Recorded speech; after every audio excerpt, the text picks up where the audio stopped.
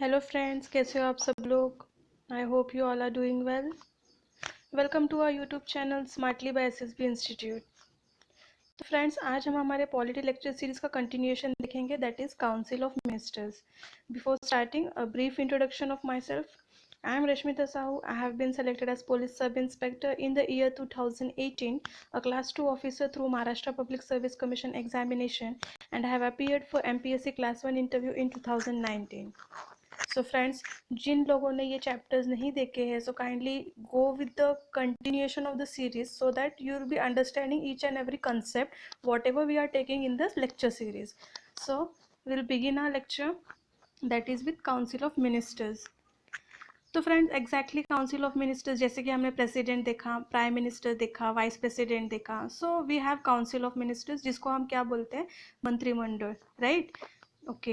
As the constitution of India provides for a parliamentary system, हमने देखा था कि हमारा जो सिस्टम है वो कैसा है, that is a parliamentary system.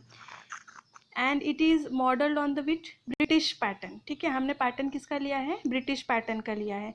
The council of ministers, उनका हेड कौन होता है, द काउंसिल ऑफ मिनिस्टर्स का हेड होता है the prime minister, who is called as the real executive authority. ठीक है, हमारे पॉलिटिको एडमिनिस्ट्रेटिव सिस्टम में prime minister is the head. Okay, जैसे कि मैंने आपको प्रेसिडेंट चैप्टर में बताया था कि प्रेसिडेंट को हम लोग क्या बोलते हैं, and what is the real role of the president and what is the real role of the prime minister. So prime minister is the real executive authority. ठीक है, आपको ये बात याद रखनी है. Very important articles, article 74 and article 75. नींद में भी पूछा तो आपको ये आर्टिकल्स याद होने चाहिए. Article 74 deals with what, it deals with the status of council of minister. ये काउंसिल ऑफ मिनिस्टर के स्टेटस के बारे में बताता है. we'll be seeing in depth afterwards. Okay. और article 75 what, it deals with the appointment, tenure, responsibility, qualification, oath and salaries and allowances of the ministers.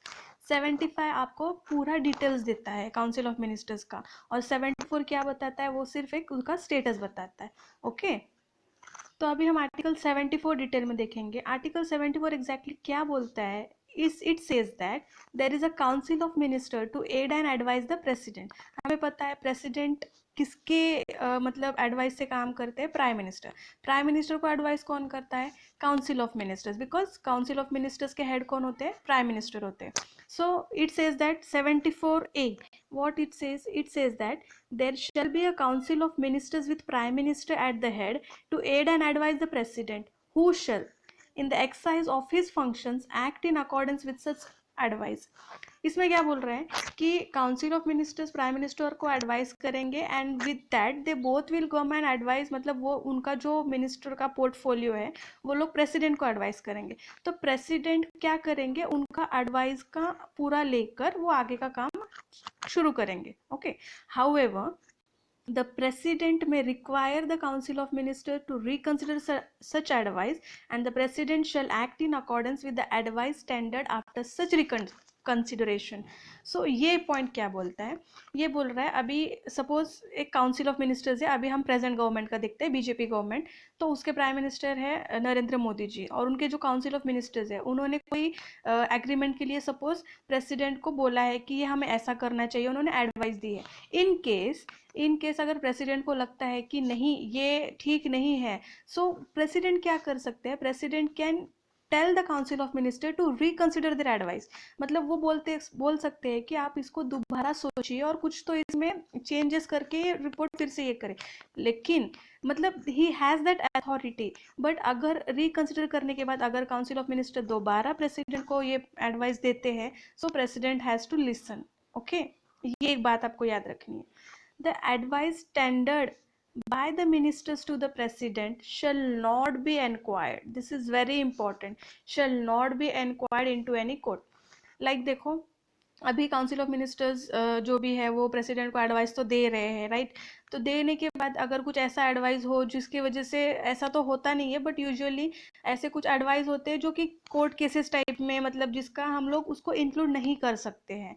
ठीक है, तो वो एडवाइस का इंक्वायरी जो है, या तो फिर उन मिनिस्टर ने जो एडवाइस दिया है उसके जो केसेस हो सकते हैं उसके ऊपर, तो ये हम नहीं हो, हमारे कॉन्स्टिट्यूशन में ये मेंशन नहीं है. So they are free from that. Okay. The next is article 75। तो आर्टिकल 75 जैसे हमने देखा कि वो सैलरी, अलाउंसेस एंड ओथ ये सब बताता है, तो will be seeing it in detail. The prime minister shall be appointed by the president. आपको ये याद रखना है, ये किस में दिया गया है, the prime minister shall be appointed by the president is given in article 75(1). Okay, president किसको अपॉइंट करेगा, प्राइम मिनिस्टर को अपॉइंट करेगा, and other minister shall be appointed by the president on the advice of prime minister. ठीक है, article 75(1) क्या बोल रहा है, आर्टिकल 75(1) ये बोल रहा है कि द प्राइम मिनिस्टर को अपॉइंट कौन करेगा, प्रेसिडेंट करेगा, and after his appointment prime minister के एडवाइस पर बाकी के काउंसिल ऑफ मिनिस्टर्स को प्रेसिडेंट अपॉइंट करेंगे। ओके, ये क्वेश्चन हमेशा पूछते हैं एग्जाम में। The total number of ministers, including the Prime Minister, in the Council of Ministers shall not exceed 15% of the total strength of the Lok Sabha. This is also very important, ये भी question हमेशा पूछा जाता है कि the total strength, आपको याद क्या रखोगे यहाँ पे, the total strength of ministers, मतलब जो काउंसिल ऑफ मिनिस्टर्स सेलेक्ट होते हैं तो उनका स्ट्रेंथ, मतलब उनकी जो मेंबरशिप है, उनकी जो स्ट्रेंथ है, plus prime minister, so it should not exceed what 15% of the total strength of Lok Sabha. जैसे कि अभी 545 मेंबर्स है, तो out of that 545 members only 15% of 545, okay, तो 15% of 545 members should only be there as council of minister. तो ये provision किसने बताया था, it was added by the 91st amendment. Exam में पूछते क्या है, ये 15% के ऊपर एक क्वेश्चन आता है और ये अमेंडमेंट कौन सा था और उसका ईयर क्या था। ठीक है, आप ये याद रखना, बस इसका 91st अमेंडमेंट है और इसका 15% उसकी स्ट्रेंथ है। Okay, A member of either house of the parliament belonging to any political party who is disqualified on the ground of defection shall also be disqualified to be appointed as a minister. Okay, like ये क्या बोल रहा है कि कोई भी member, कोई भी लोकसभा का हो या राज्यसभा का हो या कोई भी पॉलिटिकल पार्टी का हो, अगर उसको डिस्क्वालीफाई किया गया है on the grounds of defection, हम ये ग्राउंड ऑफ डिफेक्शन जो है पार्लियामेंट चैप्टर में देखेंगे। Okay, he shall also be disqualified to be appointed as a minister. एक बार वो डिस्क्वालीफाई हो गया कोई मेंबर, तो वो मिनिस्टर के लिए भी डिस्क्वालीफाई ही रहता है। And this provision was also added by what 91st amendment act of 2003। तो ये दो चीज आप याद रखोगे। थोड़ा सा आप ना पॉलिटी पढ़ते समय ना थोड़ा सा इमेजिनेशन करना सीखिए, सो दैट ना जितना इमेजिन करोगे, जितना कंसेप्ट को आप लिंक करोगे ना, उतना आपको अच्छे से चैप्टर समझ में आएगा। The ministers shall hold the office during the pleasure of the president. This is very important. This fourth point what it says कि जब भी president का pleasure जो होता है, मतलब इसका मतलब क्या है, they don't have what security of tenure. उनका ऐसा कुछ नहीं है कि वो इतने साल के लिए रहेंगे या उतने साल के लिए रहेंगे। Okay, this point should be remembered. The Council of Ministers shall be collectively responsible to the Lok Sabha. These questions are also asked. I am repeating again because कैसा है ना, ये questions हमेशा कोई भी एग्जाम में हो, अभी तो जैसे कि हम लोग बोलते हैं ना कि अभी मेगा भर्ती आ रही है, या तो फिर कोई तलाठी एग्जाम्स हो, या तो some railways exams, SSC exams, MPSC exams, UPSC exams, कहीं ना कहीं तो इसका कंसेप्ट पूछा जाता है। सो डोंट, रट्टा नहीं मारना है आपको, रट्टा मारने से आपको ये कंसेप्ट समझ में नहीं आएगा। Try to understand it. तो ये collectively, the council of ministers are what, they are collectively responsible. Collectively मतलब वो सब मिलकर, किसको रेस्पॉन्सिबल है, वो लोकसभा को। कोई भी कुछ भी हुआ तो काउंसिल ऑफ मिनिस्टर लोकसभा का जिम्मेदार होगा। The president shall administer the oath of office and secrecy to the minister. Oath कौन देगा, मिनिस्टर्स को प्रेसिडेंट देगा, आपको ये याद रखना है। ठीक है, ओथ कोई भी नहीं दे सकता है, ओथ कौन देगा, प्रेसिडेंट देगा। A minister who is not a member of the parliament for any period of 6 consecutive months shall cease to be a minister. जो भी मिनिस्टर अगर 6 महीने तक पार्लियामेंट का मेंबर नहीं बन पाता है, देन उसकी मिनिस्टर की सीट छीन ली जाती है। ओके, ये बात आपको याद रखनी है। और उनके जो सैलरीज होते हैं वो कौन देता है, पार्लियामेंट। पार्लियामेंट देता है इन सेंस, पार्लियामेंट बोलता है कि इतनी सैलरी देनी है, it is determined by the parliament. Okay, याद क्या रखना है, it is collectively responsible to the Lok Sabha.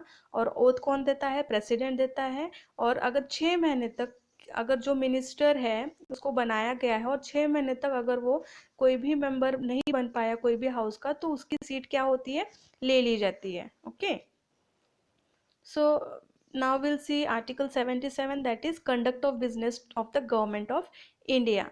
So all the executive action of the government of India shall be expressed to be taken in the name of the president, है ना. जैसे कि हमने president chapter में देखा था, वो सिर्फ एक नेम सेक के लिए, बस एक नाम के लिए प्रेसिडेंट है, बट उनके नाम के नीचे से सब एक्शंस कौन लेते हैं? Prime Minister. Okay. The President shall make rules for more convenient transactions of the business of the Government of India and for the allocation among ministers of the said business. What the President shall make rules for more convenient transaction of the business of Government of India. मतलब जो भी है transactions हो रहे business related, तो उसके rules and regulations should be maintained by whom? Should be made by whom? The President. So Article 77 ये बोलता है. Okay, now we'll see Article 78. This is very important, very important. Okay, बहुत मतलब हर exam में ये पूछा जाता है. So it is duties of the prime minister. तो प्राइम मिनिस्टर की ड्यूटीज क्या है? The article 78 says that it is a duty of the prime minister to communicate to the president all the decisions of the council of ministers relating to the administration of the affairs of the union and proposals for legislation. आपको बस याद क्या रखना है कि prime minister का ये duty है कि जो भी डिसीजंस काउंसिल ऑफ मिनिस्टर्स लेता है वो डिसीजन किसको बताए? प्रेसिडेंट. इसीलिए प्राइम मिनिस्टर को क्या बोलते हैं? Prime minister president. मतलब ये जो प्रेसिडेंट होता है ना, प्रेसिडेंट का लिंक और काउंसिल ऑफ मिनिस्टर का लिंक कौन है? प्राइम मिनिस्टर है. Okay. To furnish such information relating to the administration of the affairs of the union and proposals for legislation as the president may call for. जो भी information president पूछेगा उन्हें उनको बताना पड़ता है. If the president so requires to submit for consideration of council of minister any matter on which a decision has been taken by a minister but which has not been considered by the council. ठीक है. अगर president को लगा कुछ ऐसा decision है जो council ने कंसिडर नहीं किया है बट वो डिसीजन लिया गया, तो वो भी उनको इंफॉर्मेशन प्राइम मिनिस्टर को, प्रेसिडेंट को देनी पड़ती है. Okay. So just remember duties of prime minister is included in article 78. So article 88 ये भी बहुत इंपॉर्टेंट है. It is the right of ministers as respect to the houses. Every minister आपको ये याद रखना है. Every minister, I am not saying member, every minister shall have the right to speak and to take part in the proceedings of either house. Either house means चाहे वो लोकसभा हो चाहे वो राज्यसभा हो. Okay, either house or any joint sitting of the houses or any committee of the parliament of which he may be named a member. Okay, वो वहाँ पे बोल सकते हैं, वहाँ पे वो प्रोसीडिंग्स में प्रेजेंट रह सकते हैं. बट वॉट, ये जो बट है ना, ये बहुत बहुत ही खतरनाक होता है. ये बट है तो but what, he shall not be entitled to vote. ये क्वेश्चन पूछता है. मैं बोलूँ ये कैसे पूछता है? ये ऐसे एग्जाम में पूछा जाता है कि every minister like attorney general हो या कोई भी मिनिस्टर्स हो, they have the right to speak and to take part in the proceedings and they have the right to vote. तो हम यहाँ पे फंसते कहाँ पर है कि हम लोग ऊपर का सेंटेंस अच्छे से पढ़ लेंगे और to they have the right to vote. ठीक है, they have the right to vote बस 5 शब्दों का सेंटेंस है, लेकिन do they have the right? No, not at all. तो दे उनको राइट नहीं होता है. Okay, this point should be remembered. Not ये जो शब्द है ना, आपको वो याद रखना है. ठीक है. सो अभी हम देखेंगे nature of advice by the ministers. Article 74 जैसे हमने पहले देखा है, what it says, it provides for a council of minister with prime minister at the head, जो हमने स्टार्टिंग में देखा था, to advise the president. Right. अभी देखो, the 42nd and the 44th constitutional amendment act have made the advice. मतलब ये 42nd और 44th कॉन्स्टिट्यूशनल अमेंडमेंट जो भी हुआ था ना, वो उन्होंने मतलब वो दो अमेंडमेंट की वजह से क्या हुआ, जो भी एडवाइस देती है काउंसिल ऑफ मिनिस्टर्स वो प्रेसिडेंट पे बाइंडिंग होती है. आपको ये याद रखना है, बिकॉज बाइंडिंग होती है इन सेंस मत, it is compulsory for the president to follow. Okay. The nature of advice tendered by prime minister to the president cannot be inquired by any court. हमने ये भी देखा था कि प्राइम मिनिस्टर्स जो भी बोल रहे, जो भी एडवाइस दे रहे, वो कोर्ट में हम उसको नहीं ले जा सकते हैं. This provision emphasizes the intimate and the confidential relationship between the president and the minister. इसकी वजह से क्या होता है, एक confidential, एक secrecy जो relationship develop होती है president और minister के बीच में. Appointment of the ministers. The prime minister is appointed by the president while the other ministers are appointed by the president on the advice of the prime minister. ठीक है. अभी ये sentence बार बार repeat हो रहा है तो आपको तो ये याद होना चाहिए.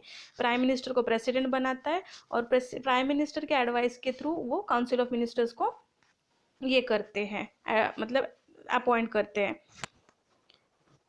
This means that the president can appoint only those persons as ministers who are recommended by the prime minister. इसका यही मतलब हुआ ना कि प्राइम मिनिस्टर जो बोलेगा बस उन्हीं को ही प्रेसिडेंट क्या कर सकते हैं, मिनिस्टर बना सकते हैं.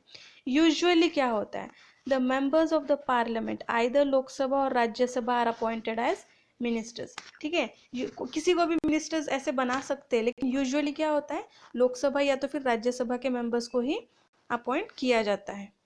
A person who is not a member of either house of the parliament can also be appointed as a minister. जैसे मैंने बोला ना कि यूजुअली ऐसे होता है, कब ऐसे मतलब ऐसा यूजुअली होता है, लेकिन सम रेयर केसेस में क्या होता है, अगर जो भी मेंबर नहीं है, लाइक पार्लियामेंट मतलब लोकसभा का भी नहीं है, राज्यसभा का भी नहीं है, उनको भी मिनिस्टर बना सकते हैं. लेकिन ये बट मैंने जैसे बोला बहुत ही खतरनाक होता है. तो ये बट में ये क्या बोल रहा है, बट विद इन 6 months, 6 महीने के अंदर ही should become a member either by election or by nomination of either house of the parliament. ठीक है, बना तो सकते हैं हम लोग, मेंबर तो बना देंगे, but he should become what, he should become a member by either election होकर मेंबर बनो या तो फिर नॉमिनेटेड मेंबर बनो, but he has to become member within 6 months either in Lok Sabha और राज्यसभा, और एल्स व्हाट, उसकी भी सीट ले ली जाएगी. सिंपल. Next is responsibility. जैसे हमने देखा था आर्टिकल 75 बोलता है कि they are collectively responsible to what, Lok Sabha. So all the ministers own joint responsibility to the Lok Sabha for all their acts of omissions and commission. They work as a team and swim or sing together. This is very important. वो एक team की तरह काम करते हैं, इसीलिए they are collectively responsible to Lok Sabha. When the Lok Sabha passes a no confidence motion, अब ये no confidence motion है ना, हम इसको डिटेल में जब पार्लियामेंट चैप्टर्स पढ़ेंगे तब देखेंगे. So when the Lok Sabha passes a no confidence motion against the Council of Ministers, all the ministers, ये याद रखो अभी, all the ministers have to resign including those ministers who are from the राज्य सभा. ठीक है, लोकसभा में भी अगर नो कॉन्फिडेंस मोशन पास हो जाता है, एट दैट टाइम सारे मिनिस्टर्स जो कि लोकसभा के हैं, राज्यसभा के, उनको क्या करना पड़ता है, रेजिग्नेशन देनी पड़ती है. Very important. Okay, this is the collective responsibility. Resignation क्यों दिया, बिकॉज दे आर व्हाट, दे काम वो टुगेदर टीम वर्क करते हैं. बट अब इंडिविजुअली हम देखेंगे, article 75 also contains the principle of individual responsibility. It states that the ministers hold the office during the pleasure of the president. हमने ये देखा था, right? Which means the president can remove a minister even at a time when the council of minister enjoys the confidence of Lok Sabha. मतलब उसको कब निकालना है ये प्रेसिडेंट के हाथ में होता है, इसका मीनिंग ये है. But the president removes the minister only on the advice of the prime minister. निकालते कैसे हैं, जब भी प्राइम मिनिस्टर कुछ एडवाइस देगा तो ही प्रेसिडेंट उनको निकालते. इसका मतलब क्या है, काउंसिल ऑफ मिनिस्टर्स को क्या है, सिक्योरिटी नहीं है. In case of a difference of opinion or dissatisfaction with the performance of a minister, the prime minister can ask him to resign. अगर कुछ मतभेद हो जाता है काउंसिल ऑफ मिनिस्टर्स और मिनिस्टर्स के बीच में, तो प्राइम मिनिस्टर क्या करते हैं, वो प्रेसिडेंट मतलब प्राइम मिनिस्टर को रिजाइन करने के लिए बोल सकते हैं, या तो फिर वो प्रेसिडेंट को एडवाइस करेंगे कि उसको यहाँ से डिसमिस किया जाए हाउस में से. Okay, so this way the individual responsibility. अभी हम देखते हैं कि composition of council of ministers कैसा है. The Council of Ministers consists of 3 categories like cabinet ministers, ministers of states and deputy ministers. बस ये 3 कैटेगरी आप याद रखिए. And the difference between them lies in the respective ranks, salaries, emoluments means salaries equal to, and political importance. तो at the top, सबके top में जो prime minister है, तो he is the supreme governing authority of the country. तो पहला जो है that is cabinet ministers. Cabinet ministers head the important ministries of the central government, like जैसे कि देखो ये होम मिनिस्ट्री हो गया, defence ministry, finance ministry, external affairs and so on. ठीक है, ये सारे कौन करता है, कैबिनेट मिनिस्टर्स के अंडर में ये होते हैं. They are the members of the cabinet. They attend its meeting and play an important role in deciding policies. है ना, जैसे कि हमारे अभी होम मिनिस्टर जो है, या तो फिर फाइनेंस मिनिस्टर जो है, डिफेंस मिनिस्टर राजनाथ सिंह जो है. Okay, so they all are what, they are all are the cabinet ministers. ठीक है, so they play an important role in deciding the policies. Thus their responsibilities extends over the entire gamut of central government. ठीक है, the ministers of state, अभी ये जो second है, that were the ministers of state, they can either be given independent charge of ministry departments or can be attach to the cabinet ministers. उनको either क्या करेंगे, एक खुद इंडिपेंडेंट देगा कोई मिनिस्ट्री, या तो फिर कोई उनको कैबिनेट मिनिस्टर के अंडर में कुछ काम दिया जाता है। The third is deputy ministers, they are not given independent charge of ministries and they are attached to the cabinet minister or ministries of state and assist them in their administrative, political and parliamentary duties. They are not the members of the cabinet and do not attend cabinet meetings. आपको ये sentence याद रखना है. I'm highlighting it so that you should make your notes. So कभी कभी जब फंस जाते हो ऐसे छोटे छोटे सेंटेंस में, हमारे मार्क्स चले जाते हैं, एंड यू नो एक मार्क का भी लॉस कितना ज़्यादा होता है, राइट? सो डेप्यूटी मिनिस्टर्स तो क्या होता है, उनको इंडिपेंडेंट चार्ज दिया नहीं जाता है, उनको अंडर कैबिनेट में रखा जाता है, कैबिनेट के अंदर वो जो भी काम काज है वो देखते हैं, but they do not attend the cabinet meetings because they are not their members. Okay, a minister who is a member of one house of the parliament, जैसे कि हमने 88 आर्टिकल में देखा था, it has the right to speak and to take part in the proceeding of the other house also. Like देखो, अभी लोकसभा का एक मिनिस्टर है, so he has the right to speak in to go in the Rajya Sabha and speak there and to take part in the proceedings और जो भी house में होते हैं वो, but he can vote only in the house of which he is a member. Vote जैसे कि हमने आर्टिकल 88 देखा था ना, so compare with that point, तो वोट हम वहाँ पे जो भी मिनिस्टर्स है वो वोट दे सकते थे क्या? नहीं दे सकते थे। ओके, सब कुछ काम करेंगे but they are not entitled to vote. Same is the case here, वो खुद के ही हाउस में वोट कर सकते हैं। अगर लोकसभा का मेंबर हो so he will be voting only in Lok Sabha, but he can participate in the proceedings of Rajya Sabha. अगर राज्यसभा का मेंबर हो so he will be only taking part in the proceedings of the Lok Sabha, but he will be voting only in his house, that is Rajya Sabha. Point to be remembering. Okay, notes बनाइए.